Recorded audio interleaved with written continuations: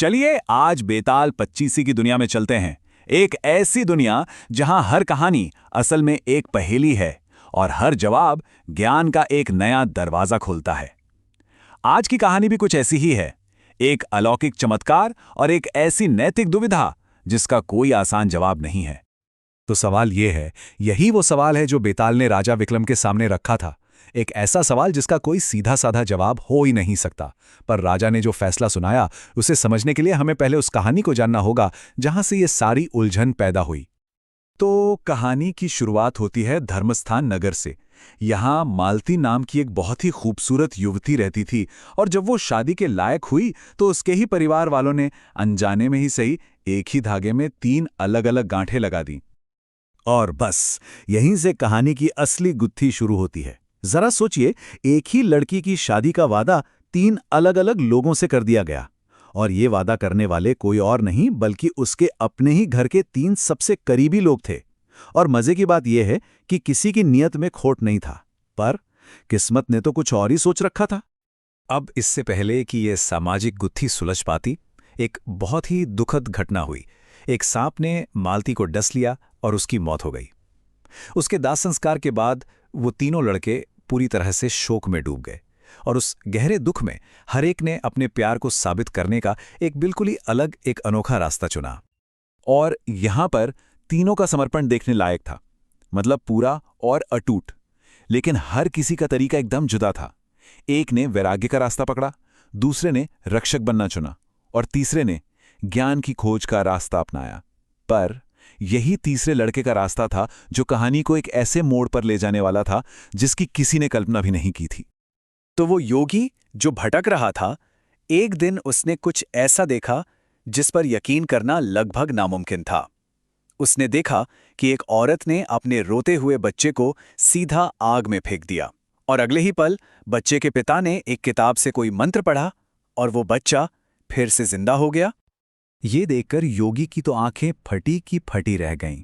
वो समझ गया कि उसने अपनी आंखों से संजीवनी विद्या का रहस्य देख लिया है। अब उसके मन में मालती को वापस लाने की एक नई उम्मीद जागी। उसने उस परिवार के सो जाने का इंतजार किया और वो चमत्कारी किताब चुरा ली। किताब लेकर वो सीधा वापस उसी शमशान घाट पहुंचा। वहां क्या देखता है कि बाकी दोनों लड़के अब भी अपनी अपनी भक्ति में डूबे हुए थे।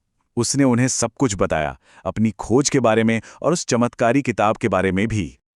और फिर जो नामुमकिन था वो एक पल में मुमकिन हो गया। मालती जिंदा हो उठी, वो सांस ले रही थी। लेकिन ये चमत्कार अपने साथ एक नई और शायद पहले से भी बड़ी मुश्किल लेकर आया। अब तीनों लड़कों ने, जिन्होंने उसे वापस लाने में अपनी अपनी भूमिका निभाई थी, उस पर अपनी पत्नी होने का हक जताया। तो बस यही वो पहेली है जो बेताल ने राजा विक्रम के सामने रखी कि बताइए राजन, मालती आखिर किसकी है?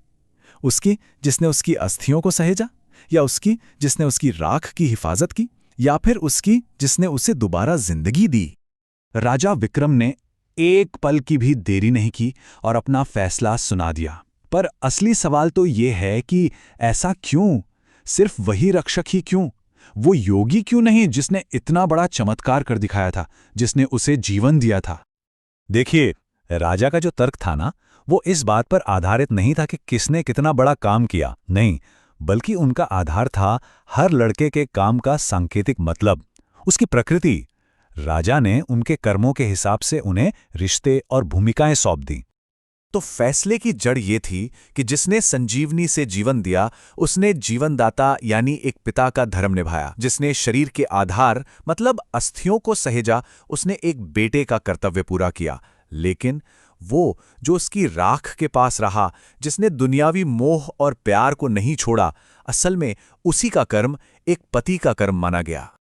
ये फैसला ना एक बहुत गहरे दर्शन को सामने लाता है। एक ऐसी सोच जहां कोई रिश्ता इस बात से तय नहीं होता कि काम का नतीजा क्या निकला, बल्कि इस बात से तय होता है कि उस काम का स्वभाव क्या था, उसकी प्रकृति क्या थी। ये न्याय का एक ऐसा नजरिया है जो शायद हमारी आज की सोच से काफी अलग है, पर है बहुत दिलचस्प। और शायद यही वो बात है जो इस सदियों पुरानी कहानी को आज भी इतना प्रासंगिक बनाती है। ये हमें मजबूर करती है कि हम भी सोचें प्यार, कर्तव्य और न्याय की हमारी अपनी परिभाषाओं के बारे में। ये कहानी एक सवाल छोड़ जाती है कि किसी रिश्ते का असली आधार क्या है? कोई चमत्कारी काम, कोई पवित्र कर्तव्य, या फिर एक अटूट दुनियावी साथ? वाकई सोचने वाली बात है। क्या राजा का फैसला सही था